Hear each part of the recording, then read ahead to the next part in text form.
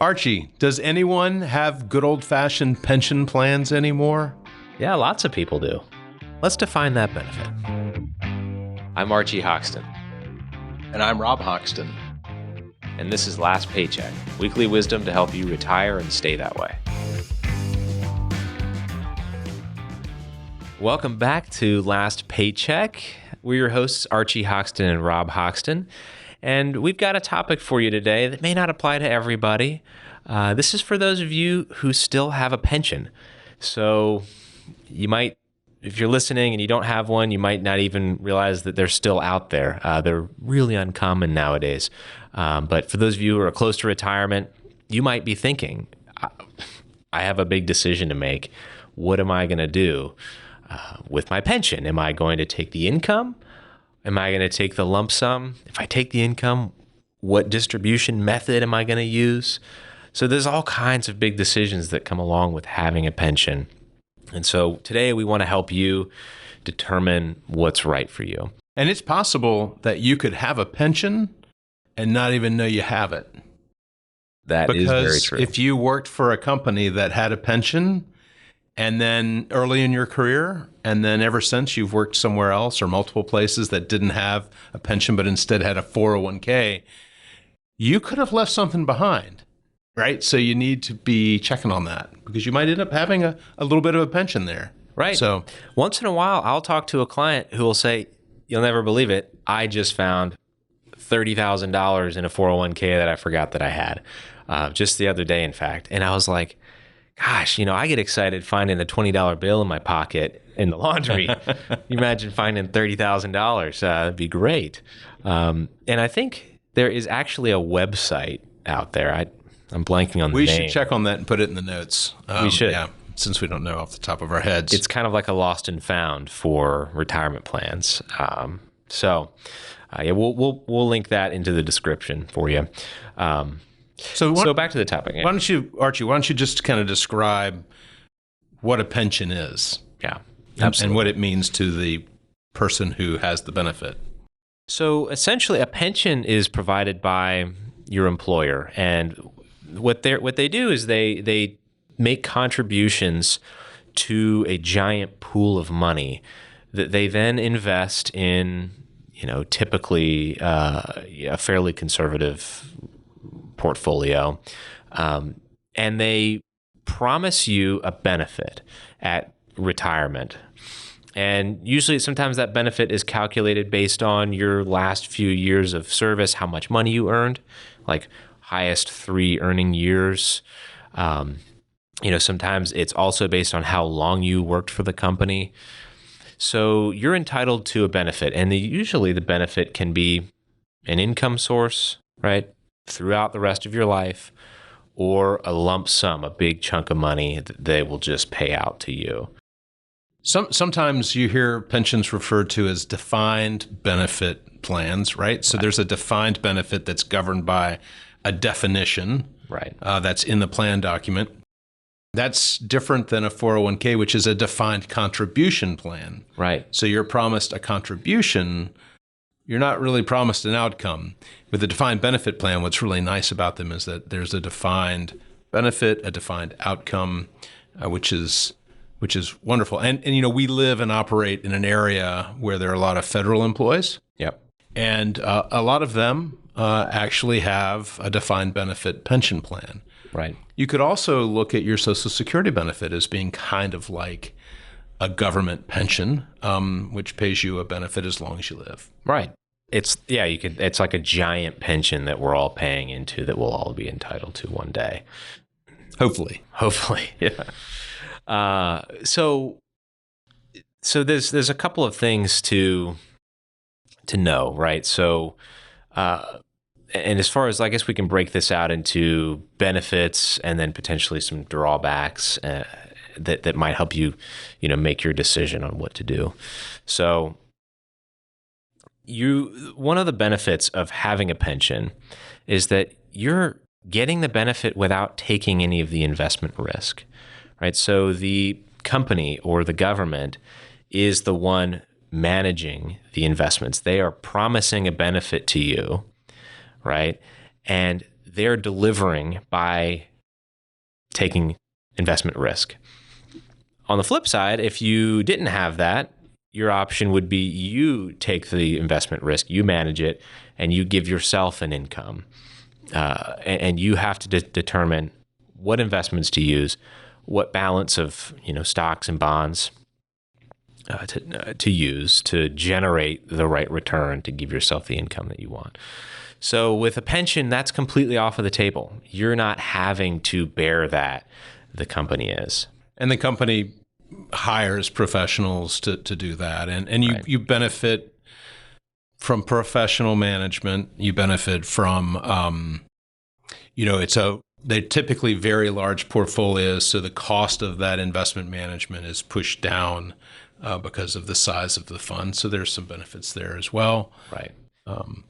It's still a little more, quite a bit more expensive to operate than like a 401k for a company. That's part of why we don't see them as often anymore. Companies and some government agencies, I suppose, have decided that it's too expensive, and they're going to lower the cost and allow for employees to make their own contributions to a 401k, 403b, 457, one of these defined contribution plans. And there's a lot of risk associated with these plans for the plan sponsor, the employer in this case. Right. Because if they don't do a good job of either funding it, putting money in, or they don't do a good job with the investment management piece of it, there's an actuary or a team of actuaries every year that runs calculations to make sure there's enough money in that plan to pay for those benefits, not only the ones for current retirees, but future retirees as well. And if they turn up to be underfunded, then that corporation's going to have to dig deep and put more money in. Right. So there's risk in that for the corporation. They don't like that. They want to push all of that off to the worker, of course. Right. And you'll hear, just in the news recently, Yellow, the trucking company, they didn't make a payment to their pension and they were behind. And so, they're in a situation now. So that's a business that's going out of business, right? I think, and they have a pension plan and they have employees both working and retired that are depending upon that. Mm-hmm. What happens if the plan fails?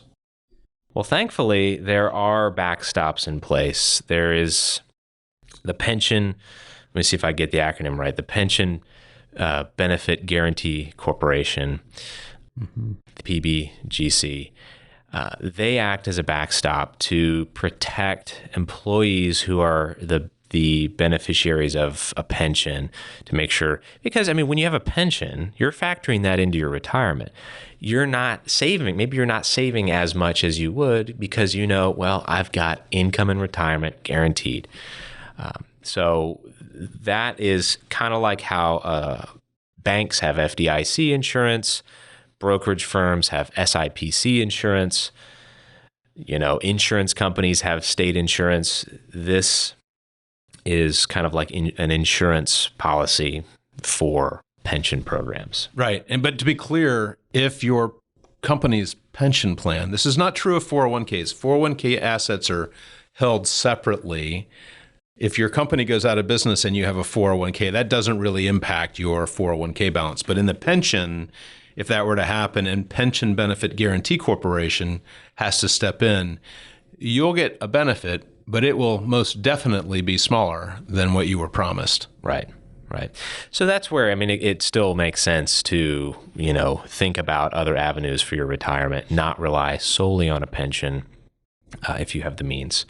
So, Archie, touch on the decisions that a retiree needs to make at the point of retirement if they have a pension. So, the main decisions are between take the income that's guaranteed or take the lump sum. And within the income decision, there are sort of smaller decisions like how long do you want to receive the income, whose life expectancy. So I'll start there. So when you take an income benefit, much like an annuity, you're going to have decisions to make. Do you want to get income just for your life only? Or do you want some of that income to then go to your spouse should you predecease your spouse? So So you've got single life, right, which is just you. You've got joint and survivor, which is you and most often your spouse. You've got what's called period certain, which is you're going to definitely get it for a period of time, 10 years. If you die within that 10 years, your beneficiary gets it for the remainder of those 10. If you live past that, the income goes through your life and then stops. So those are decisions that you have to make, and each decision is going to involve a different sized, say, monthly payment, right? So if it's just on your life, that's going to be a pretty good monthly payment. If it's on your and your spouse's life, it's going to be smaller still. Because the pension has to pay, will most likely have to pay for longer, right? Right. Yeah. So you're working with two people's life expectancies. You're looking at potentially a much longer period of time. So it's going to be smaller. Drawbacks to the income decision, probably the main one is oftentimes you end up with a situation where, let's say you take the income and you take your life only, you pass away the next day. Well, all that benefit that you worked so hard for in your working years is gone, and your heirs don't get a piece of it. Let me interject something here, Archie. I know that in so many couples, one will tend to be more like the CFO, the chief financial officer. Another might be the chief operating officer of the household. And if that's true of your relationship, you want to make sure you want to know that there are some protections. So if let's say your spouse who has a pension plan is a scallywag and has decided that they want to leave their pension benefit to somebody that's not their spouse, or they want to take a lump sum instead of a benefit over time, a payment over time, they can't do that unless you, the spouse, signs off on it. Yeah. So make sure you're reading anything that you're asked to sign at that point of retirement, because it's a decision that affects and impacts both of you. Absolutely. Yeah. Yeah, because again, if once that is done, it's done. Once that spouse has passed away, the income could go to the other person, and that person is now legally entitled to be receiving that. So the other drawback of the income option, and this is something you have to look at, not every pension offers a cost of living adjustment, right? So this is what I mean by that is an adjustment in the income benefit to keep up with inflation, right? So some pensions, they'll offer every year, they'll reevaluate the inflationary environment, and they'll say, okay, we're going to increase everyone's benefit by 2% or something, for example. Not every pension does that. So if it doesn't, and you take the income benefit, that income, that monthly amount is going to buy you less and less and less every single year. So as your needs might not change, but your ability to meet those needs with that pension will change. So we've seen some of the drawbacks. The benefits of the income, I think, are pretty evident, right? You don't have to worry about generating that income yourself. It's something that provides a lot of peace of mind. You don't have to manage investments. You don't have to deal with that. You just get money in the bank like you did when you were working. Let's look at the other option, right? So the lump sum option, where you just take a big chunk of money that the pension program has decided is roughly the equivalent of your income over your life. Rob, talk through some of the benefits of going with the lump sum option instead of the income option. Well, Archie, one of them is that you have control, right? And so you can manage those funds the way you want. But you need to be either interested in managing those funds or have confidence in a professional manager that you think will do a good job. Perhaps a better job than the pension manager would do. And it's It's hard to know. I mean, nothing's guaranteed when it comes to investing, of course. Right. It is important to understand that you can take that lump sum in two ways. Mm-hmm. You can take that lump sum as a check that you put in your checking account. The government will require that the pension withhold at least 20% for federal taxes. Mm-hmm. So, and that will all be taxed at one time. It will potentially pop you into a much higher marginal tax bracket, right, and you will pay more taxes than you should. The other option is to do that as a rollover to a rollover IRA. That is by far the better way to do it. Yeah. Because you're otherwise you're sort of committing a crime against yourself financially, because and of course the IRS agent's going to love you for it, but be mindful of that. So so the reasons that you might prefer to have a lump sum is because you have greater autonomy and control over the way your money's managed, but you got to worry about it then. Right. You have to worry about it. That's a great point. Another benefit is that, let's say it's important to you to leave something behind to your heirs or to a charity. When you take the lump sum, now you've got a pot of money that, now if you don't spend it, that can go to your heirs. Whereas if you took the income and you pass away and your spouse passes away and the income stops, so this actually can outlive you, which is an important consideration. And let's say, for example, the pension is maybe a small piece of your retirement picture. You could, in theory, because you have investment control, you could maybe take a different approach to risk, knowing that this is going to your heirs.